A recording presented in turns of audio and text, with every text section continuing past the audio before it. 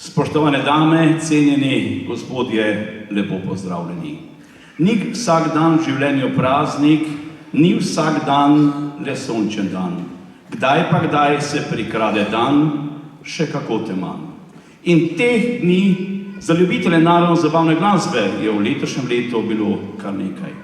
Na pomlad se je poslovil gospod Ivan Malavašič, ki je napisal prvo pesem za ansambl Lojzeta Slaka, vsi jo poznamo, Domači vasici. Ni bil samo tekstopisec, bil je poet v pravem pomenu besede, bil je pisatelj, slikar, pritrkovalec, pevovodja in še marsikaj.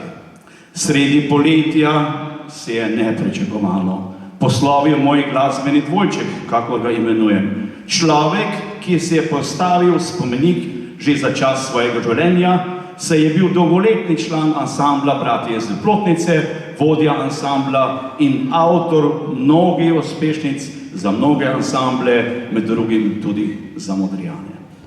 2 tedna za Tinetom je odšla v večnost najboljša tekstopiska, kar jih narodno-zabavna glasba premore, gospa Fani Požekova iz Črnomlja, ki je prijela kar 40 nagrad za svoje besedila. Kot 15-letno dekle je napisala besedilo za ansambl Lojzeta Slaka, tudi tega mi vsi poznamo, Deželica sonca in grozdja. Izpod njenega peresa so za Slake nastale še Maurica, Mama prihajam domov, Lep je spomin, Kadar srečam te, Glas harmonike in še mnoge druge. Seveda pa je pisala tudi za druge ansamble. In v mesecu septembru sta odšla od nas kar 2. Najprej gospa Malči Božičeva, odlična tekstopiska, ki je pisala pesmi tudi za naše mlade. In zadnji septembrski dan je odšel od legendarnih zlatih glasov Fantos Praprotna Janez Dolenc.